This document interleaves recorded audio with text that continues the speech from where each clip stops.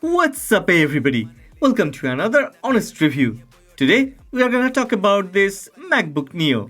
There's a lot of noise around it, but after real daily use, the actual answer is not that obvious, and it changes everything. Well, before we start the video, one request. If you end up liking this video, then please don't forget to click the like button and please subscribe to this channel. Support honest content. Okay, a lot of people are asking the wrong question about the MacBook Neo. Some keep comparing it to old MacBook Air models, others keep comparing it to an iPad Air with a magic keyboard.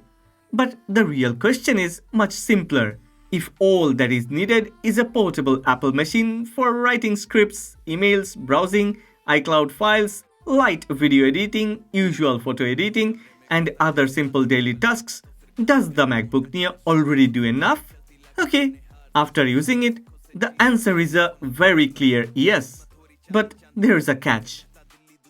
Yeah, before getting this laptop, I was using an iPad Pro M4 13-inch with a magic keyboard for those lighter tasks.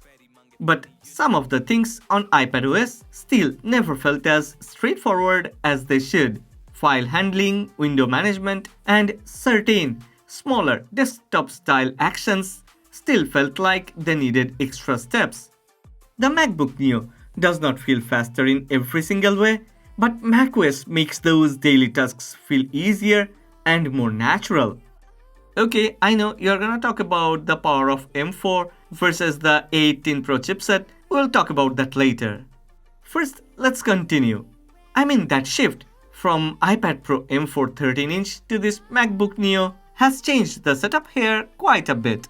Because the iPad was never being used for heavy creative work, keeping a powerful iPad Pro no longer made as much sense. So instead of holding on to that, it makes more sense to keep the iPadOS 16 alongside the MacBook Neo. That pairing actually feels cleaner. When a tablet is needed, the iPadOS 16 handles that role.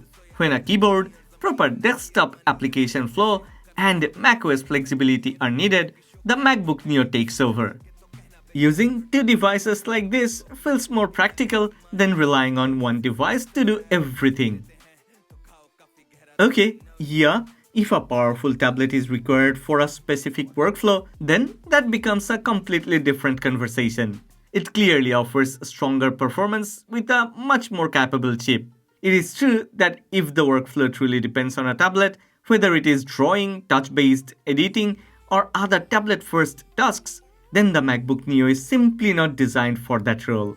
On the other hand, the iPad Air M4 with a magic keyboard sits on another space. Cause once the keyboard is added, the price moves well beyond the MacBook Neo.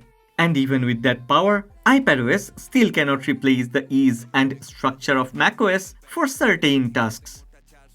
In that case, going for a MacBook Air makes far more sense. Well, then there is the MacBook Air M1 debate. And honestly, that discussion feels a bit tired now. Yes, the M1 Air was a great machine and it still holds up well, but it is an older device. Buying one now usually means no proper peace of mind in terms of warranty, and AppleCare support is no longer part of the picture in most cases. The MacBook Neo can be bought new, covered with AppleCare, and used with that extra layer of security for years. That matters more than many people admit.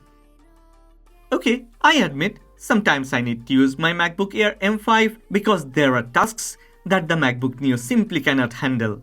And if there is a need for heavier work like proper video editing, detailed photo editing, or 3D rendering, and the MacBook Pro is not within reach, then you shouldn't even think about this MacBook Neo. But let's be honest, most people don't need that kind of firepower. Take a second and ask yourself, is that much firepower actually needed?